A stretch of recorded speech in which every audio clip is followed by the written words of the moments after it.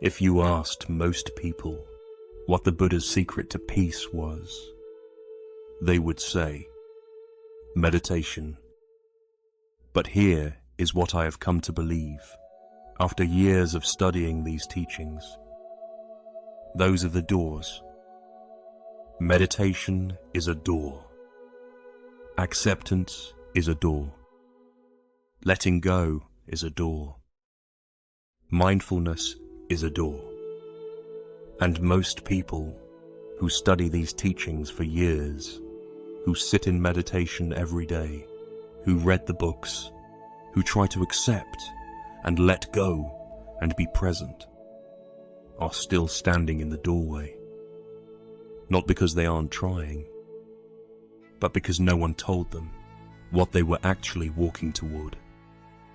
I want to share with you the thing the Buddha pointed to in every single teaching he ever gave, but which most people, even long-time practitioners, have quietly misunderstood. And it will, I believe, change the way you understand everything you have been practicing. Let's begin. Let me start by saying something clearly. The practices most people associate with Buddhist peace are not wrong. Meditation is extraordinary. It trains the attention. It quiets the reactive mind. It builds the capacity for presence that most of us never developed in school. Acceptance is profound. The ability to stop fighting what is, to stop spending life's energy arguing with what has already happened. That is one of the great freedoms a human being can find. Letting go is real. The release of attachment, of the things we grip too tightly, the outcomes we demand, the versions of the future we insist upon.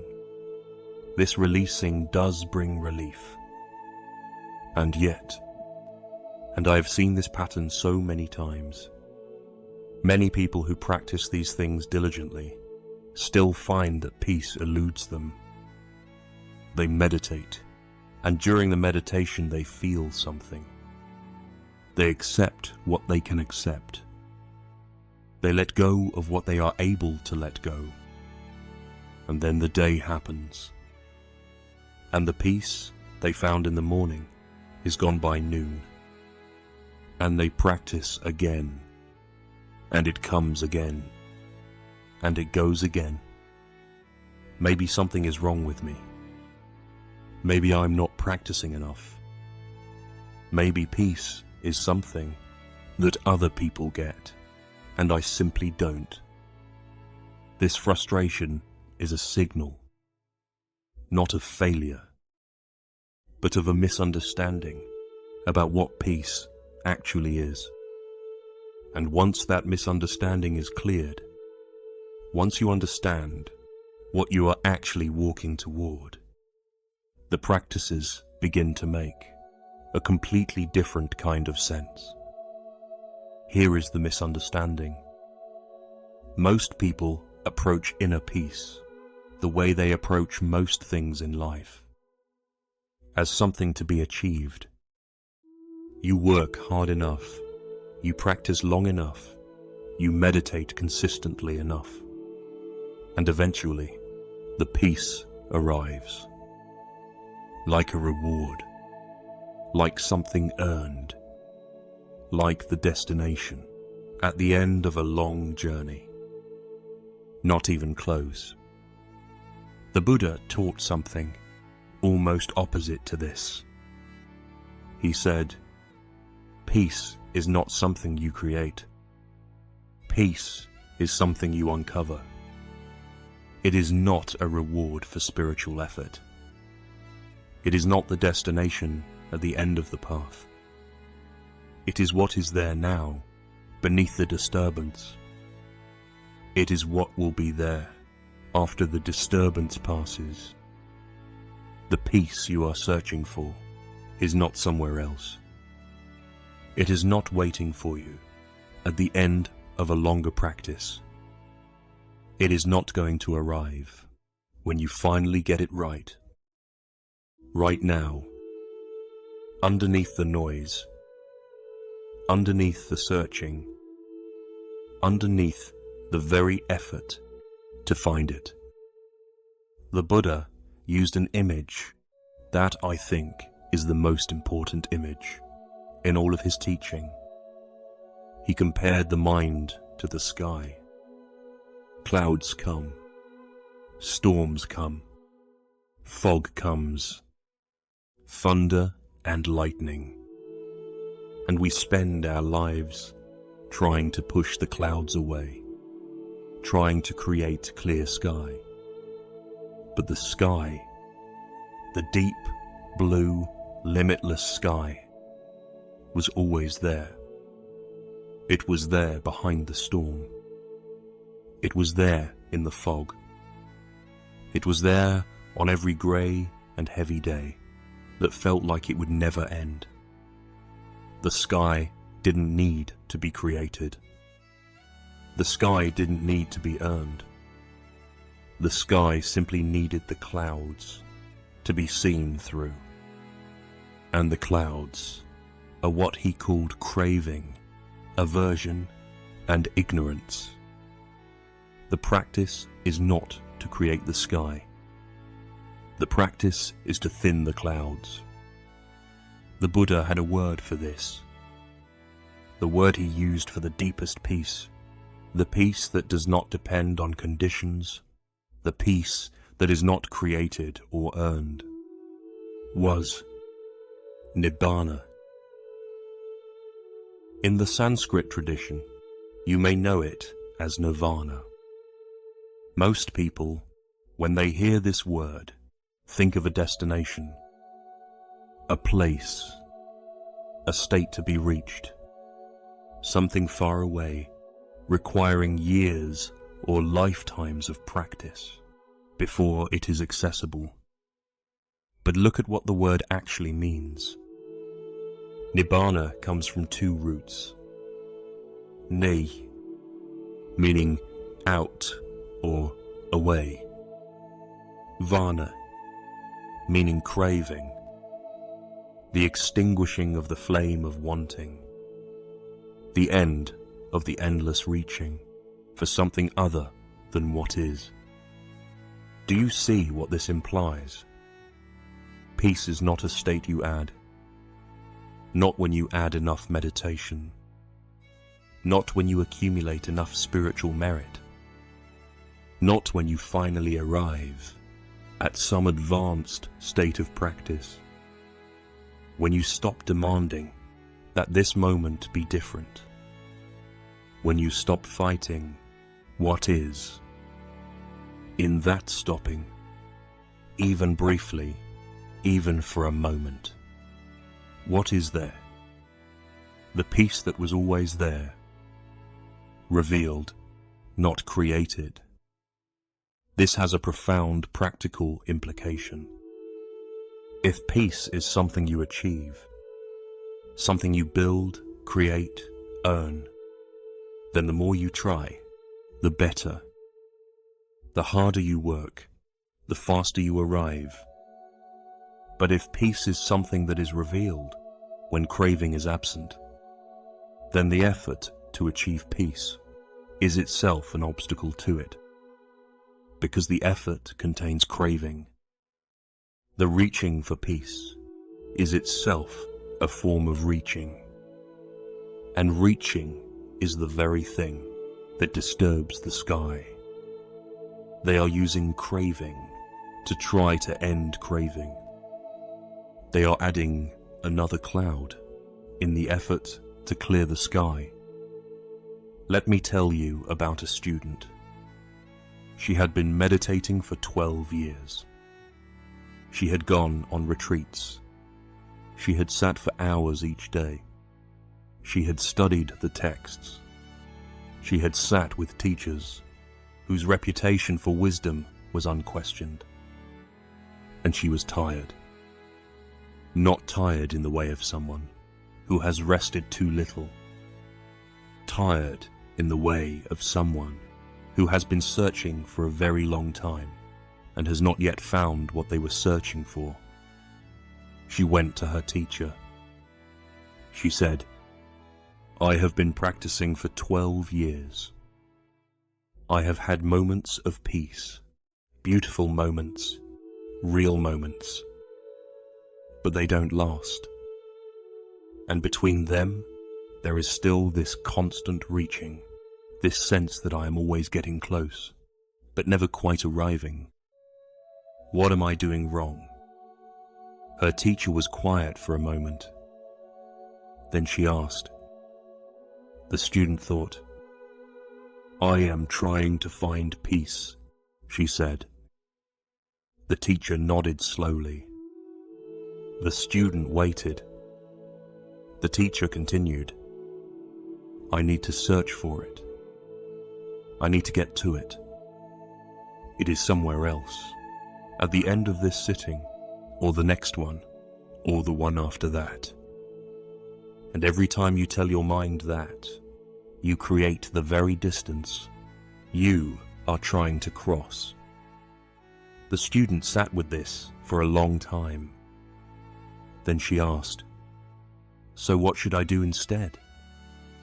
The teacher said, "And start looking at what is disturbing it." The student did not understand immediately. So the teacher explained, "When you sit, don't try to find peace. Instead, simply notice what is here that is not peace. What is arising that disturbs?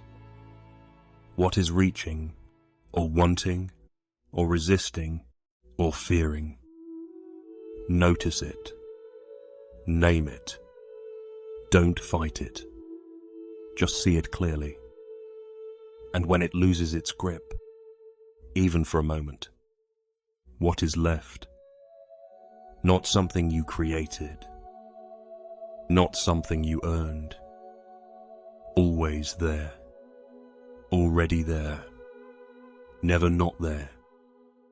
The student went back to her practice, not trying to find peace, looking instead for what was disturbing it. And within a few sessions, something changed.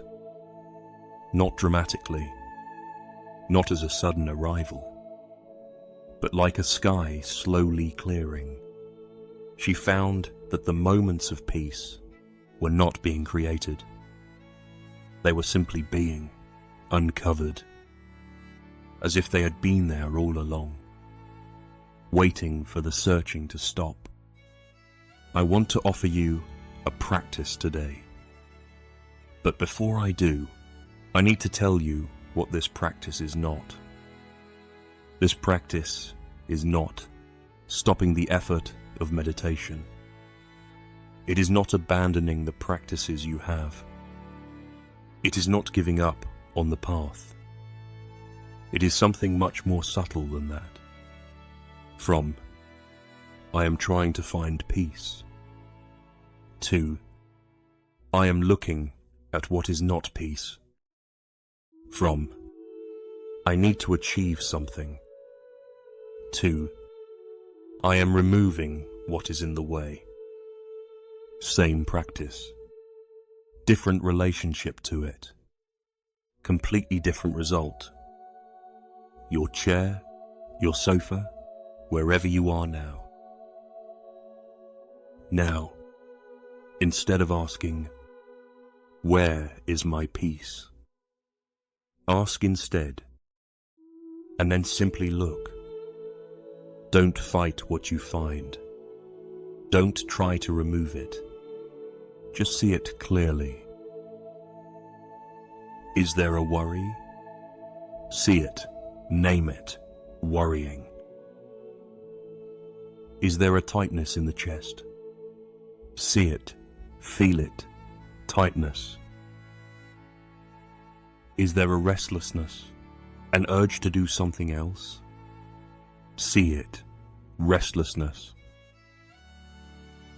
Is there a quiet longing? for things to be different. See it, longing. Each thing you see clearly loses a little of its power. Each disturbance you name becomes slightly less solid. Not immediately, not all at once, but slowly. The clouds thin, and in the thinning, you don't create peace. You simply begin to see what was there all along. This practice takes time, not because peace is far away, but because we have been adding clouds for a long time, and thinning them takes the same gentle consistency with which they were added. But here is what I want you to notice. Even now, in this moment, having heard this teaching, something may be slightly different. Not because you found peace, but because the searching, just for a moment, paused. Something was there. Quiet. Ordinary. Unremarkable. Already here. It always was. Meditation is a door. Acceptance is a door. Letting go is a door. These are good doors. They are worth walking through. They have been walked through by millions of people over 2,500 years. They are the way of removing the clouds, of thinning the craving, of stopping the search long enough to see what was always there. And what is always there, the Buddha's secret, is this: you have always been in the sky. The clouds are real. The storms are real. The fog is real. But they are passing through the sky, not replacing it. Peace is not somewhere you are going. It is where you already are, beneath the searching. If this teaching has offered you something today, I would be honored if you would subscribe to this channel. Each video on this channel is an attempt to offer something like this. A teaching that is not just information, but a genuine shift in how we see. The next video on this channel will take us somewhere many of you have asked to go. How to find inner peace when the world feels overwhelmingly loud, when the news, the family tensions, the constant demands of modern life make stillness feel impossible. The Buddha had an answer for that too, and I look forward to sharing it with you. Until then, be gentle with yourself, walk slowly, and remember, the peace you are searching for is not at the end of the search. It is what remains when the searching stops. Namo Amitabha.